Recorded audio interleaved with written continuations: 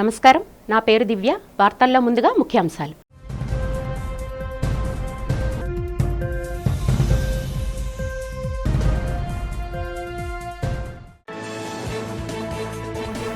VMRDA children's ఎరీనాలో తపాలా శాఖ ఆధ్వర్యంలో జరిగిన రోజ్గార్ మేళా కార్యక్రమంలో వర్చువల్ గా పాల్గొని దేశవ్యాప్తంగా 51,000 యువతకు ఉద్యోగ నియామక పత్రాలు విడుదల చేసిన ప్రధాని మోదీ.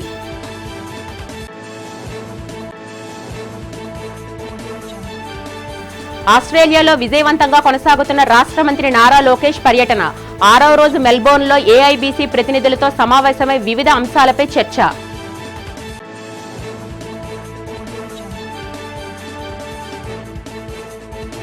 ఆగ్నేయ బంగాళాఖాతంలో పశ్చిమ వాయువ్య దిశగా ఏర్పడిన అల్పపీడనం. దీని ప్రభావంతో రానున్న 3 రోజుల పాటు రాష్ట్ర వ్యాప్తంగా భారీ నుంచి అతి భారీ వర్షాలు పడతాయని హెచ్చరించిన వాతావరణ శాఖ అధికారులు.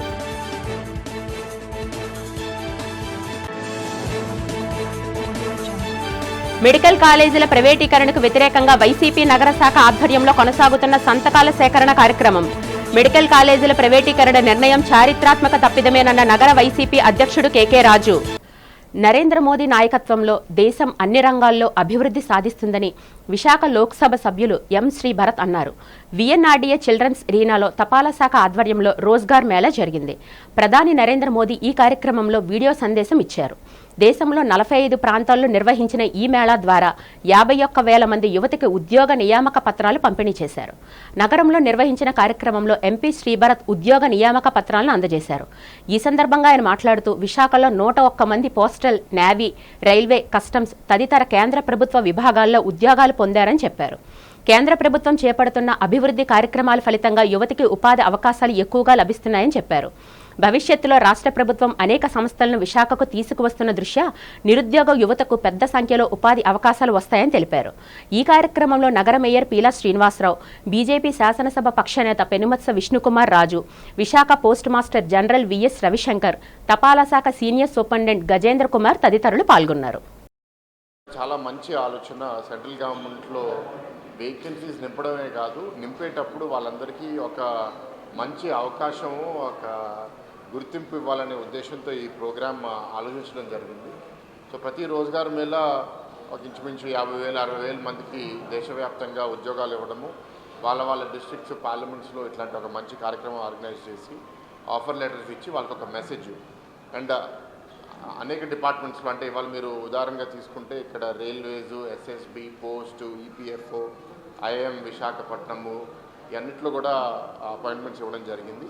ప్రధానంగా వాళ్ళతో మాట్లాడుతూ చెప్పింది ఏంటంటే, మీరు సెంట్రల్ గవర్నమెంట్ ఎంప్లాయ్మెంట్ మొదలుపెట్టిన తర్వాత మీ జీవితంలో ఇప్పుడు సెటిల్ అయిపోయాము అనే ఆలోచన కన్నా, జీవితాంతం మీరు ఈ కెరియర్లో ఉన్నంత వరకు మీ కస్టమర్స్ ఎవరైతే ఉన్నారో, అంటే వేరే వేరే సెక్టర్స్లో పనిచేస్తారు కాబట్టి, ఎందుకు ఒక పని చేయాలనే బదులు ఎలా పని చేయాలి, ఎట్లా బాగా చేయాలని ఆలోచిస్తే బాగుంటుందని. అండ్ ప్రత్యేకంగా తెలుగు ప్రాంతం, ఉత్తరాంధ్ర ప్రాంతం నుంచి వచ్చిన వాళ్ళు దేశవ్యాప్తంగా ఉన్నప్పుడు, మేము అక్కడికి వెళ్ళినప్పుడు వాళ్ళ ప్రాంతానికో వాళ్ళ డిపార్ట్మెంట్కి వెళ్ళినప్పుడు మీ ప్రాంతం నుంచి వచ్చిన వాళ్ళు చాలా బాగా పనిచేస్తున్నారు అని వింటే మాకు చాలా గర్వంగా ఉంటుందని వాళ్ళు చెప్పడం జరిగింది. ఆంధ్రప్రదేశ్కు గూగుల్ డేటా సెంటర్ రావడం వెనుక 13 నెలల నిరంతర శ్రమ దాగి ఉందని విద్యా, ఐటీ శాఖల మంత్రి నారా లోకేష్ పేర్కొన్నారు. ఆస్ట్రేలియా పర్యటనలో భాగంగా 6వ రోజు ఆస్ట్రేలియా ఇండియన్ బిజినెస్ కౌన్సిల్ ప్రతినిధులతో మెల్బోర్న్లో గ్రాండ్ హయత్ హోటల్లో నిర్వహించిన సిఐఐ పార్ట్నర్షిప్ సమ్మిట్ రోడ్ షోలో మంత్రి నారా లోకేష్ పాల్గొన్నారు.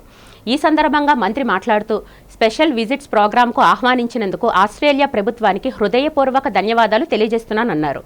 దేశంలో మీ పెట్టుబడుల గమ్యస్థానంగా ఆంధ్రప్రదేశ్ను ఎందుకు పరిగణించాలో 3 ప్రధాన కారణాలు చెబుతానన్నారు. ఏపీలో అనుభవం కలిగిన దార్శనిక నాయకత్వం ఉందని, ముఖ్యమంత్రి నారా చంద్రబాబు నాయుడు 4వ సారి ముఖ్యమంత్రిగా పనిచేస్తున్నారని చెప్పారు. పెద్ద ప్రాజెక్టులను రాష్ట్రానికి ఎలా తీసుకురావాలో ఆయనకు బాగా తెలుసునన్నారు. దీంతో పాటు కేంద్ర ప్రభుత్వ సహకారం కూడా ఉందని, దీనివల్ల దేశంతో పాటు ఏపీ కూడా సాఫీగా పెట్టుబడులు పెట్టేందుకు మీకు సహకారం లభిస్తుందని వారికి తెలియజేశారు. So just to give you a bit of context, I won't bore you with a long speech, but I'll give you 3 reasons why you should consider Andhra Pradesh as your destination in India. Number 1, we have a leadership with proven track record. Our Premier, Mr. Naidu, is now in version 4.0. This is his 4th term as the Chief Minister. He comes with a lot of experience on how to get critical projects grounded. His experience working with Government of India also helps ensuring that you have a soft landing in not only in India but in the state of Andhra Pradesh. He is of course backed with a very young team. 50% of the legislatures are first-timers, 17 out of the 25 ministers are first-timers. It's not my grey hair, but I'm actually a senior minister in his cabinet. So we bring a lot of passion, a lot of energy to get things done. The second reason you should consider Andhra Pradesh is because we are a startup state. We have that mentality to get things done. We are not complacent. And once you shake hands with us, it no longer is your project, it becomes our project. So I'll give you an example of this. When we talk to any investor and they're looking at Andhra Pradesh, first thing that gets done is a WhatsApp group gets created. All the respective leadership across the political spectrum, the government and the private sector are added to this WhatsApp group. And then on a daily basis, we actually start interacting with each other to understand what's the status, what's the agreed timelines, where are we stuck, what are the areas that we can do better. You know, one company, and one example of this is one company which is into the hospitality sector. This morning we updated them where exactly is the land allocation status, where is the file, and by when are we going to get it cleared. So we believe on delivering it. We believe on following up on your project and ensuring that we not only meet your timelines, but we actually beat it. So two other projects I'd like to talk about. One is Google. And all of you have now heard of it. It's a nice wow, but 13 months of hard work went behind it. So when the leadership came, I personally drove them, I showed them where the project will come up, followed by me visiting the corporate office and pitching to their leadership on why Andhra Pradesh, followed by their leadership coming and meeting our premier in Andhra Pradesh. And there were specific requests which required policy intervention, policy changes at the federal level. And we worked with the Honorable Prime Minister Shri Narendra Modi ji, we worked with our Finance Minister Nirmala Sitharaman Madam and the IT Minister Ashwini Vaishnav ji, and we brought about the changes that were required to not only land Google in India, but to actually make India the next destination for data centers across the world. It took us 13 months, which was 1 month more than what we agreed we'll deliver it. So we still regret the fact that we took a month more. But 13 months we got that done. The other project I'd like to talk about is ArcelorMittal, building India's largest steel plant in our state.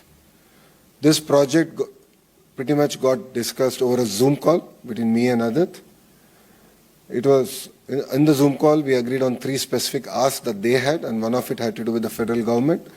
The Honorable Chief Minister met the Honorable Prime Minister Modi ji, and across the table, they literally agreed on the way forward, got the project cleared, and in November, we are laying foundation. That's 15 months. We got environmental hearing done, environmental clearance is also done.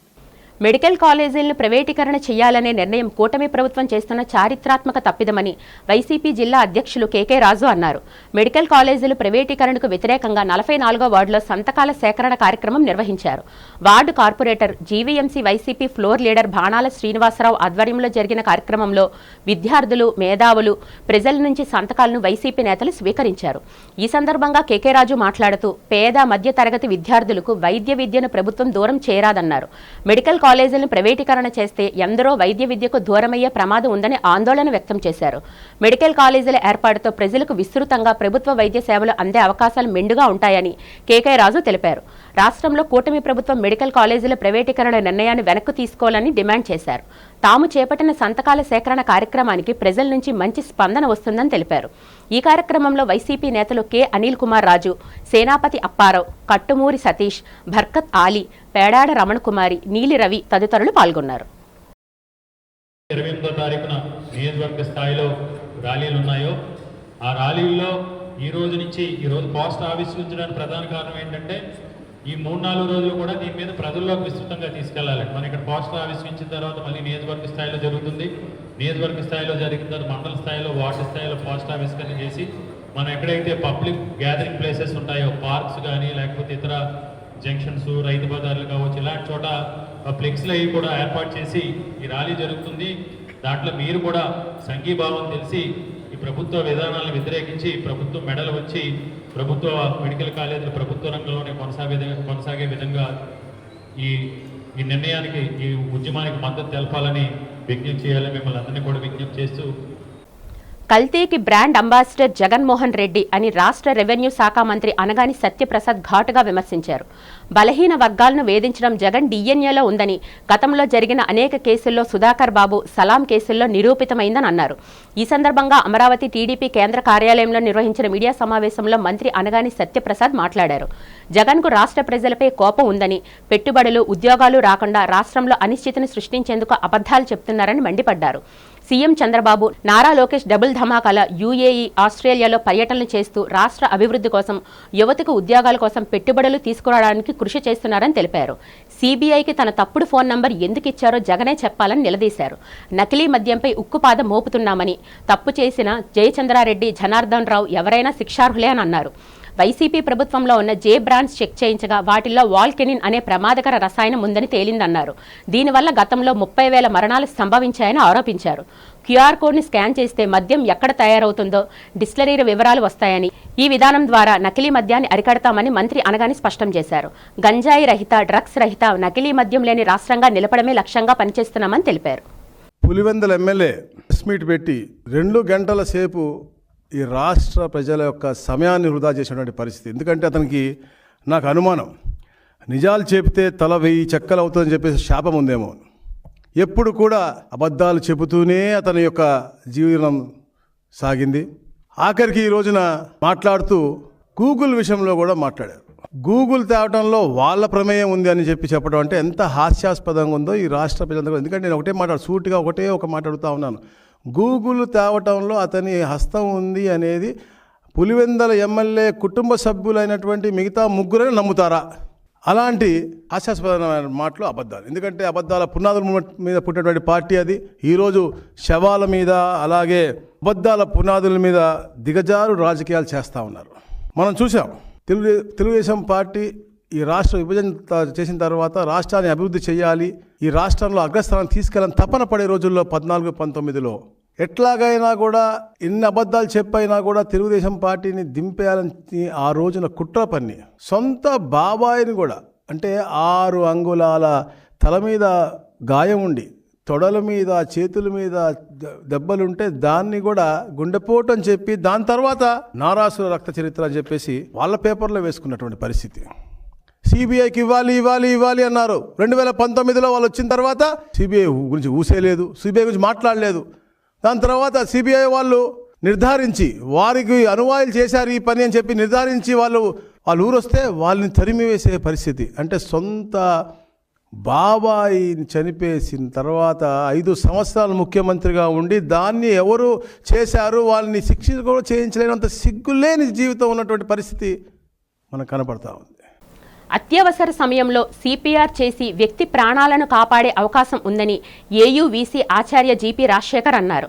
Andhra విశ్వవిద్యాలయం health సెంటర్లో నిర్వహించిన CPR శిక్షణ కార్యక్రమాన్ని ఆయన ప్రారంభించారు. ఈ సందర్భంగా ఉపకులపతి ఆచార్య రాజశేఖర్ మాట్లాడుతూ, ఒక ప్రాణాన్ని రక్షించే సాధనంగా సిపిఆర్ నిలుస్తుందని చెప్పారు. ప్రతి విద్యార్థి ఇటువంటి అంశాల్లో తగిన తర్ఫీదు, అవగాహన పొందాలని సూచించారు.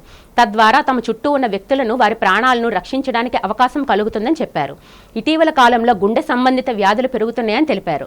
ఈ నేపథ్యంలో యువత సిపిఆర్ చేసే విధానాన్ని నేర్చుకోవడం, స్వయంగా చేయడం ద్వారా మరొకరి ప్రాణాలను రక్షించే అవకాశం ఏర్పడుతుందన్నారు. ఈ కార్యక్రమంలో జేడీఎన్ ఆసుపత్రి వైద్యులు doctor M Srinivasarao, doctor N Kiran Kumar, doctor Rameshwar తదితరులు పాల్గొన్నారు. జేడీఎస్ హాస్పిటల్ సౌజన్యంతో CPR awareness programme and training programme నిర్వహించడం జరుగుతోంది. Last week CPR awareness week కింద సెలబ్రేట్ చేశారు. సో దాని కంటిన్యూషన్గా సెయింట్ లూక్ ఆర్గనైజేషన్ వాళ్ళు మమ్మల్ని అప్రోచ్ అయినప్పుడు ఆంధ్ర యూనివర్సిటీని మెడికల్ సెంటర్ డాక్టర్ రామేశ్వర్ గారి ఆధ్వర్యంలో ఈ కార్యక్రమం చేపట్టడం జరిగింది. We are very happy that today we have doctor Srinivas and other colleagues, doctors from JDS organization and then the management. So they are here. So the ambience is very professional. So ముఖ్యంగా ఈ మధ్య కాలంలో గత 4-5 ఇయర్స్గా చూసినట్టయితే యూత్ చాలామంది heart స్ట్రోక్తో suffer అవ్వడం మనం చూస్తున్నాం. మీడియాలో పలు చోట్ల ఎక్సర్సైజింగ్ చేస్తున్నప్పుడు తప్పకుండా యూత్లో ఈ అవగాహన కార్యక్రమం కల్పించినట్టయితే వాళ్ళ విసినిటీలో ఎటువంటి సంఘటన జరిగినప్పుడు రియాక్ట్ అయ్యి ప్రాణాన్ని కాపాడే అవకాశం వాళ్ళకి దక్కుతుంది. కాబట్టి ఈ సిపిఆర్ అవేర్నెస్ ఇటువంటి విశ్వవిద్యాలయ ప్రాంగణంలో చేసినట్టయితే ఎక్కువ మంది స్టూడెంట్స్ ట్రైన్ అయ్యి దాన్ని ఇంకొంతమందికి ట్రైన్ ద ట్రైనర్ ప్రోగ్రామ్. మనకి ఆంధ్ర యూనివర్సిటీ వైస్ ఛాన్సలర్ గారి అనుమతితో కొలాబరేషన్తో ఇక్కడ ఒక సిపిఆర్ అంటే కార్డియో పల్మనరీ రిససిటేషన్ అంటే ఏంటంటే మనం ఇప్పుడు ఎలా వెళ్తున్నాను, నేను normal person, I'm not a doctor అనుకుందాం, ఎవరో పడిపోయి ఉంటారు. అది పడిపోయింది చిన్న పిల్లాడు, అప్పుడే పుట్టిన పిల్లాడు, ఒక చిన్న వయసులో ఉన్నవాడు, ఒక చైల్డ్, ఒక అడల్ట్, పెద్దవాళ్ళు ఎవరు పడిపోయినా ఫస్ట్ హార్ట్ ఆగిపోయింది అనుకుందాం. చాలా అమూల్యమైన ప్రెషస్ సెకండ్స్ మినిట్స్ ఉంటాయి. 3 మినిట్స్లో బ్రెయిన్ పాడైపోతుంది, దెబ్బతినేస్తుంది ఆక్సిజన్ వెళ్ళకపోతే. ఆ 3 మినిట్స్లోనే మనం బతికించగలం. అది నేను బతికించగలను, మీరందరూ విలేకరులు అందరూ బతికించగలరు. Any common man can do it as long as we train our cells. మనం చెయ్యాలి అంటే ప్రాపర్ ట్రైనింగ్ ఉంటే మనం సిపిఆర్ చేయగలం. దానికి ఒక స్పెషల్ డాక్టర్ అవ్వక్కర్లేదు, నర్స్ అవ్వక్కర్లేదు, ఎవరు అక్కర్లేదు. ప్రతి వాళ్ళు పాన్ షాప్ వాళ్ళకి, రోడ్ సైడ్ చిన్న బిజినెస్ చేసుకునే వాళ్ళకి కూడా ఇది మనం ట్రైనింగ్ ఇవ్వగలిగితే అమూల్యమైన టైం మనం సేవ్ చేసుకుని ప్రాణాలు బతికించగలం. పక్కా ప్రణాళికతోనే కొయ్యూరు జడ్పీటీసీ వారా నూకరాజును మూకుమ్మడిగా చుట్టుముట్టి దాడి చేసి హత్య చేసినట్లు అనకాపల్లి డీఎస్పీ ఎం శ్రావణి పేర్కొన్నారు. ఈ నెల 20వ తేదీన హత్యకు గురైన కొయ్యూరు జడ్పీటీసీ వారా నూకరాజు హత్య ఉదాంతంపై రోలుగుంట పోలీస్ స్టేషన్లో గురువారం డీఎస్పీ ఎం శ్రావణి మీడియా సమావేశం నిర్వహించారు.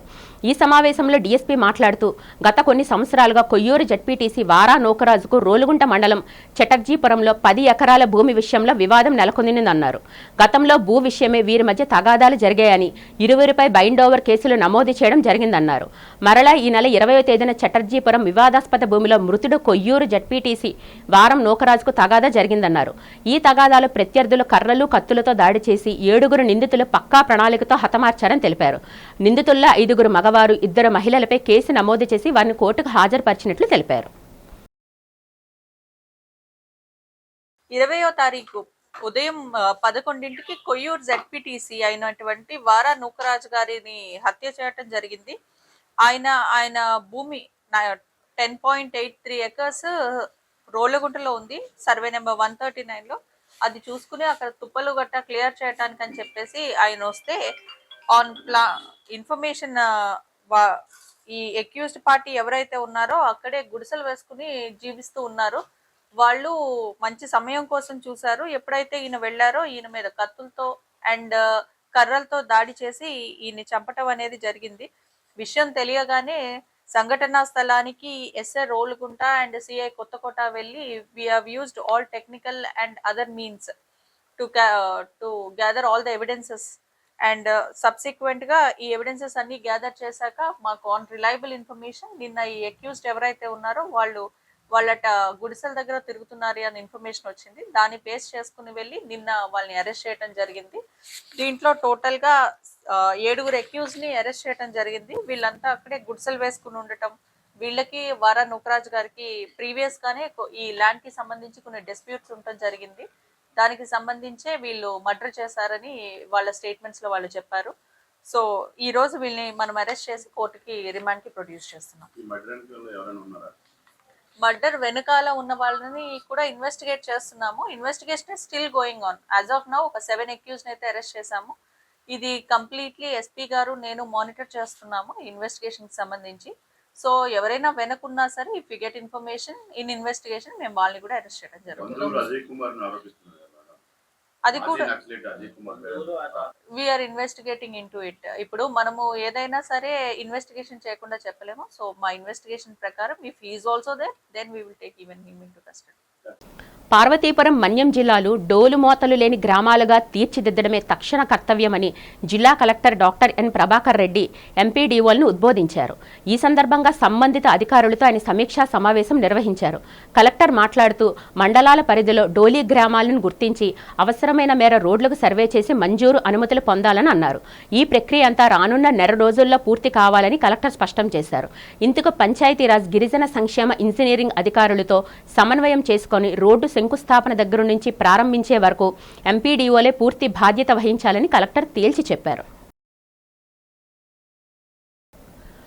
పోలీస్ కమిషనరేట్ పరిధిలో జరిగిన 56 నేరాల్లో 1.10 కోట్ల రూపాయల చోరీ సొత్తుని స్వాధీనం చేసుకున్నామని నగర పోలీస్ కమిషనర్ డాక్టర్ శంకభద్ర బాక్షి తెలిపారు.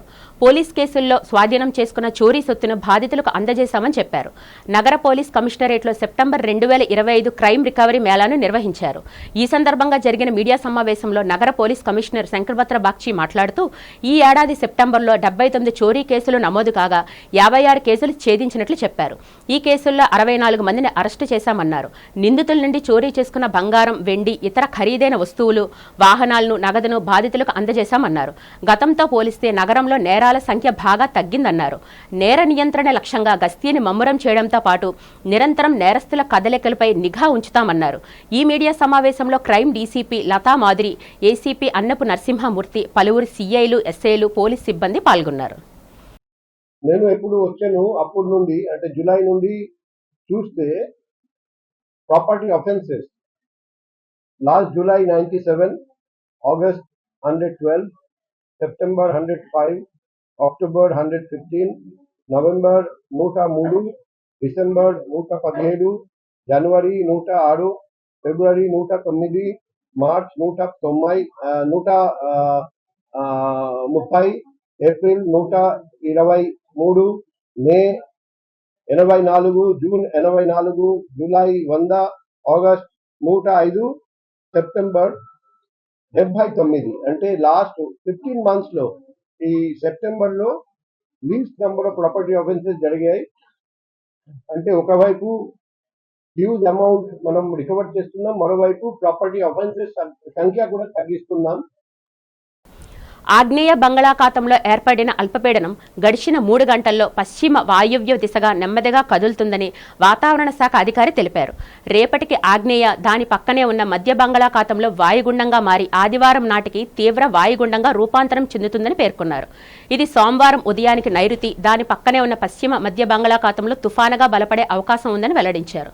మత్స్యకారులు సముద్రంలోకి వేటకు వెళ్లరాదని హెచ్చరించారు. దీని ప్రభావంతో రాష్ట్రంలో కొన్ని ప్రాంతాల్లో ఇవాళ, రేపు భారీ వర్షాలు, ఆదివారం భారీ నుంచి అతి భారీ వర్షాలు, సోమవారం అత్యంత భారీ వర్షాలు కురిసే అవకాశం ఉందన్నారు. తీరం వెంబడి బలమైన ఈదురుగాలులు వీస్తాయని ప్రజలు అప్రమత్తంగా ఉండాలని సూచించారు.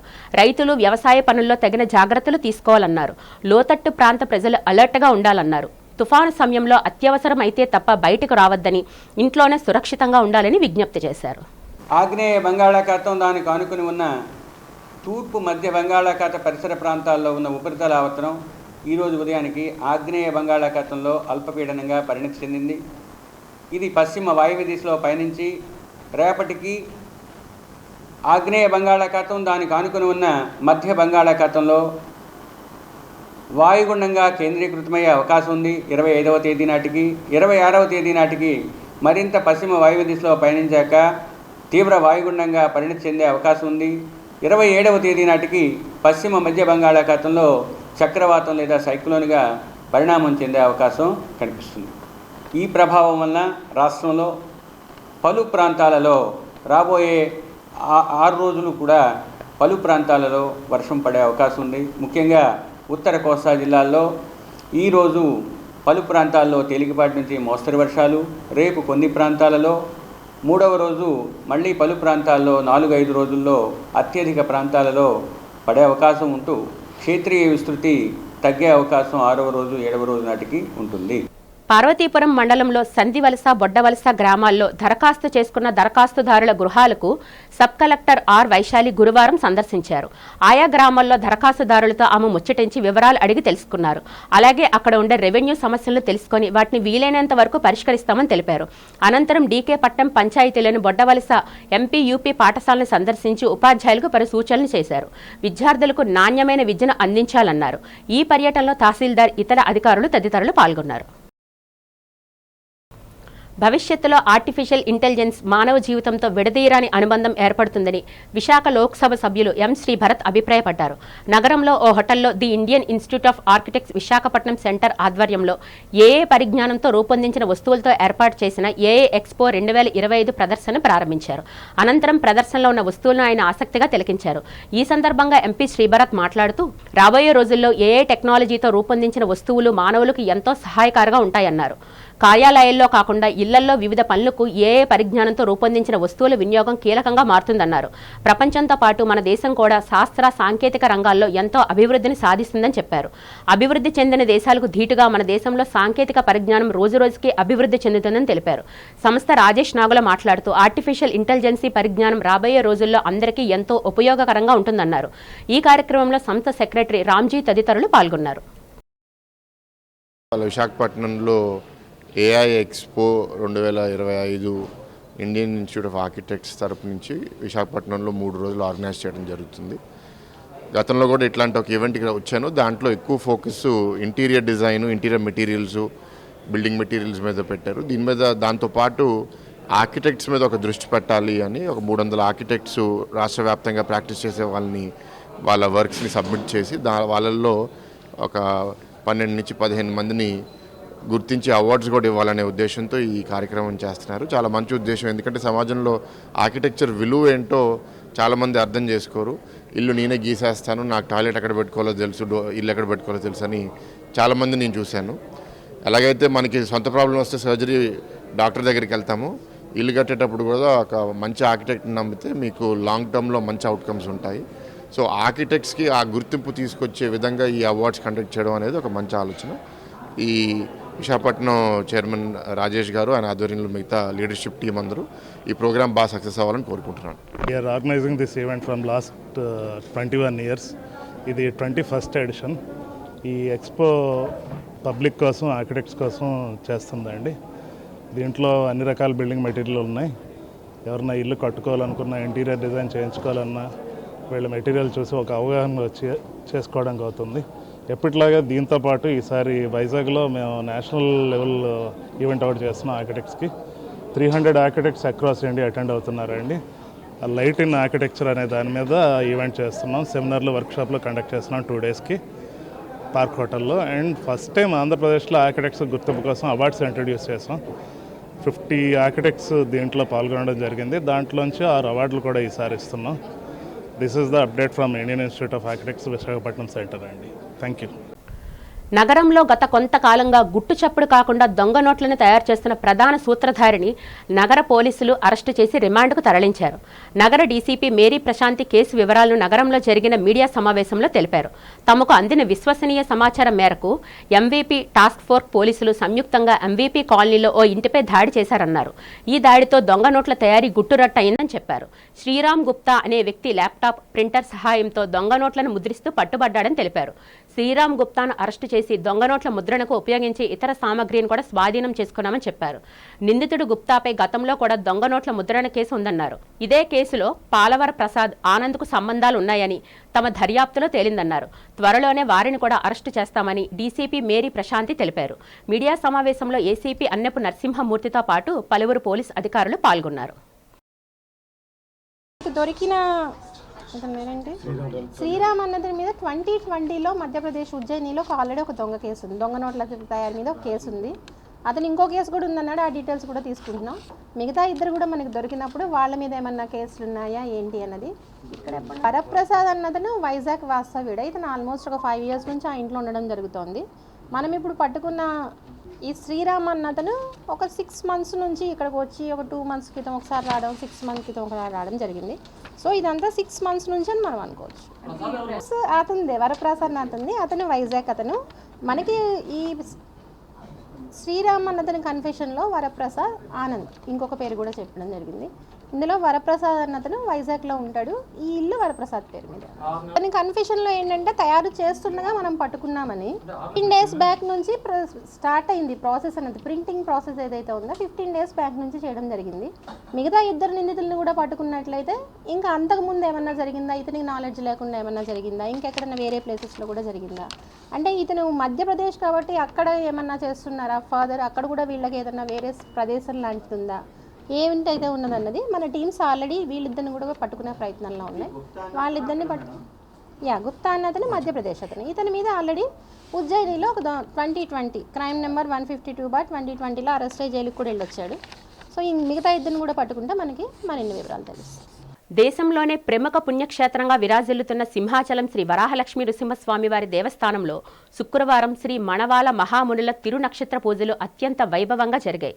ఈ సందర్భంగా దివ్య ప్రబంధ సేవాకాలం ఆలయ స్థానాచార్యులు టిపి రాజ్గోపాల్ నేపథ్యంలో నలాయిరి అధ్యాపకులతో కలిసి అత్యంత ఘనంగా నిర్వహించారు. వార్తలు ముగించే ముందు ముఖ్యాంశాలు మరొకసారి చూద్దాం.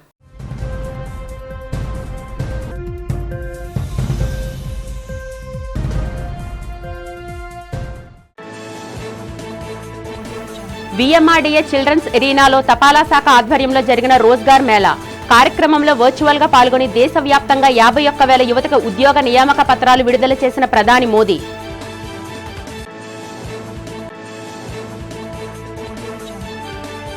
ఆస్ట్రేలియాలో విజయవంతంగా కొనసాగుతున్న రాష్ట్ర మంత్రి నారా లోకేష్ పర్యటన 6వ రోజు మెల్బోర్న్లో ఏఐబీసీ ప్రతినిధులతో సమావేశమై వివిధ అంశాలపై చర్చ.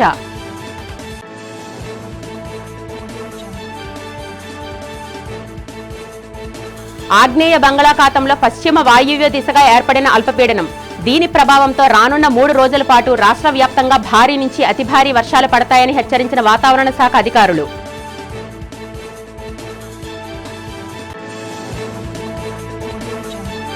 మెడికల్ కాలేజీల ప్రైవేటీకరణకు వ్యతిరేకంగా వైసీపీ నగర శాఖ ఆధ్వర్యంలో కొనసాగుతున్న సంతకాల సేకరణ కార్యక్రమం. మెడికల్ కాలేజీల ప్రైవేటీకరణ నిర్ణయం చారిత్రాత్మక తప్పిదమేనన్న నగర వైసీపీ అధ్యక్షుడు కేకే రాజు. ఈ వార్తలు ఇంతటితో సమాప్తం. నమస్కారం.